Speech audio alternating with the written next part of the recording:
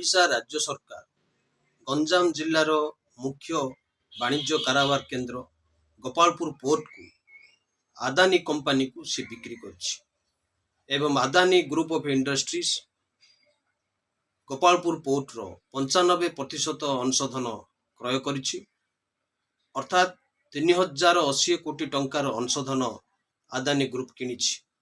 यार अर्थ होला मालिकानार संपूर्ण कारोबार आदानी ग्रुप हाथ को चलीगला। एणु 2006 पूर्वर ओडिशा राज्य सरकार जो गोपालपुर पोर्ट को परिचालना कर आसुथिले एवं 2006 पर ओडिशा स्टील लिमिटेड विभिन्न घरोई कंपनी मानक सह एही पोर्ट को परिचालना करथुले। वर्तमान 2024 रे नूतन ओडिशा राज्य बीजेपी सरकार गोपालपुर पोर्ट को आदानी ग्रुप को बा गोटे घरे कंपनी को संपूर्ण भावे बिक्री कर देवाटा आदौ जुक्तियुक्त नुह।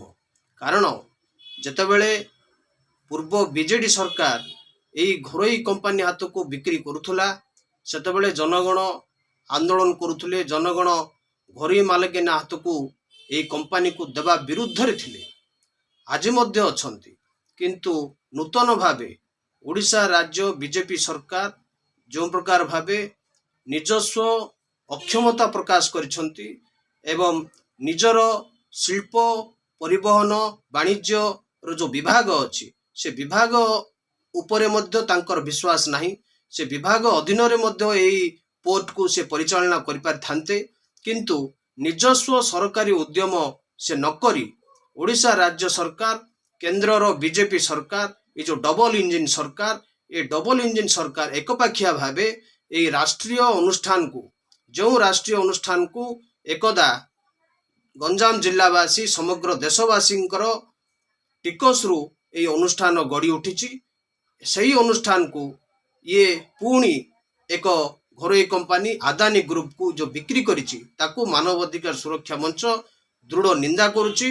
ए प्रकार गोटे गोटे राष्ट्रीय शिल्प को घरोई मालिकाना हाथ को कंपनी हाथ को बिक्री कर देवाटा बीजेपी जो प्रकार चालू रखिछि दिन आसीबो ए देशर समस्त शिल्प समस्त राष्ट्रीय अनुष्ठान समस्त राष्ट्रीय केंद्र गुडी को ये घरोई कंपनी हाथ को बिक्री करदेवा। एणु आपण माध्यम रे आमे निवेदन करुचु जे साधारण जनता या विरुद्ध रे स्वर उत्तोलन